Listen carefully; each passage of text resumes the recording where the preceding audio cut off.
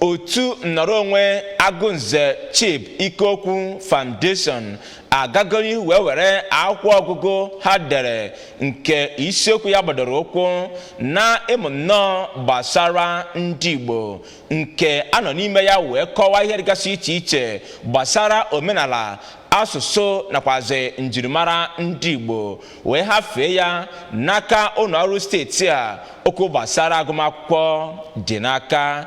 Onye deputere akwụkwọ a ma bụrụkwazi onye chapụtara ya bụ otu foundation bụ Chief Chibueze Nnaemeka bụ onye kwubitere nke a oge ọ na-ewere akwụkwọ a wee na-ahafe n'aka ọkammụta Ngozi Chumude bụ kọmishọna okwu gbasara agụmakwụkwọ dị n'aka na steeti a. Ka Blessing Dennis kọtọpụrụ gị akụkọ a. Ya bụ akwụkwọ bụ nke na-ekpughe akụrụngwa nke dị na ejirimara ndị Igbo dịka esi kọwaa n'ihe ndị ha na-emepụta. Ọ na-egosikwa ihe ndị mere n'oge gara aga nakwa etu esi wee bie ndụ n'oge ahụ. Onye kọmishọna nke agụmakwụkwọ dị n'aka ọkammụta Chumude dịka ọ na-anabata ha kọwara ya bụ akwụkwọ dịka ka enyochara anya wee dee bụkwa nke na-egosi ihe ndị eji mara asụsụ Igbo. Ya bụ onye kọmishọna na-ahụ maka agụmakwụkwọ kpọrọ ndị ọkammụta ka ha gbaa mbọ lebanye ya anya.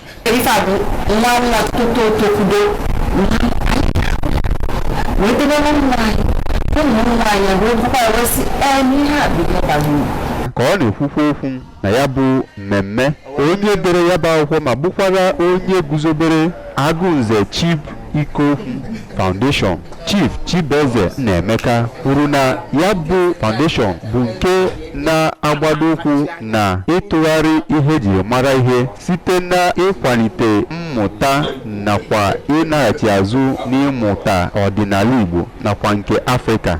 Ka Igbo madogodo onwe mara ife mere anyị Igbo ji bụrụ Igbo mgbe a na-asọpụrụ Igbo ịkọwa ya gosie so a na-akọ ya akọ isikwa na otewekwa anyị na ife gbasara igwe ji mere igosie.